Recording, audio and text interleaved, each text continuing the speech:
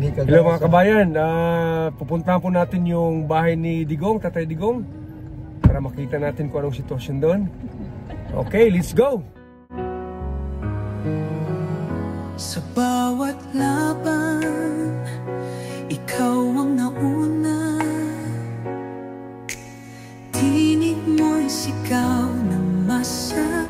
Ayan mga kababayan, dito na tayo ngayon sa bahay ni mismo ni Tatay Digong. Yan, puntahan natin at silipin sa labas.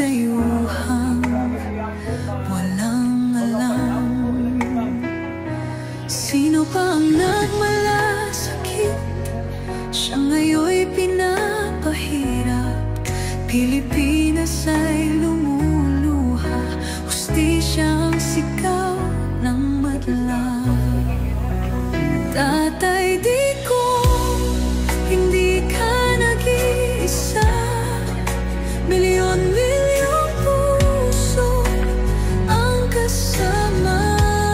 Ayan mga kababayan, dito na tayo sa bahay mismo ni Tatay Digong. Ayan, medyo di masyadong karamihang tao ngayon nandito. Ayan, ito yung bahay niya, oh. Napakasimple na bahay. Napaka-ordinary lang. So, nasa isang loob ng subdivision lang siya. Ayan. So, itong katabi naman, bahay ni Pulong. Yan, oh, itong bahay ni Pulong.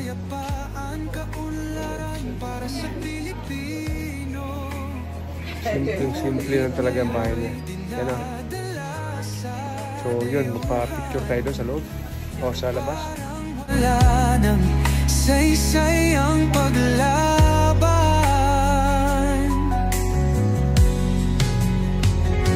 Sino pa ang nagmalasakit?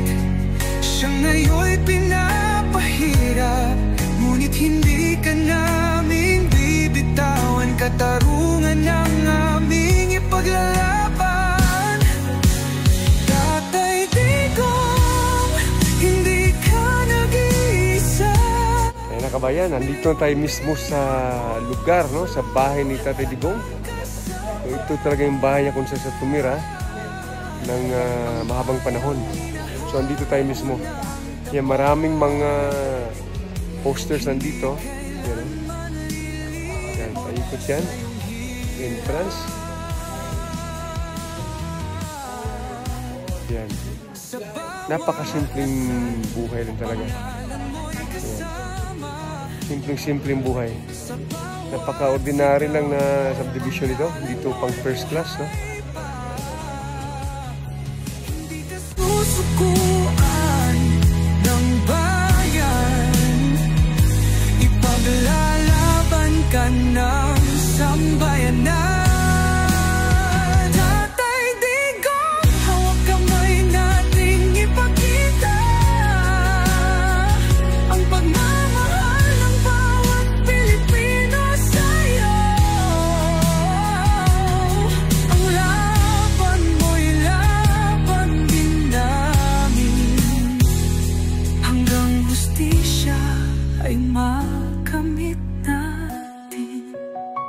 Hindi ka nag-iisa, Tatay Digong.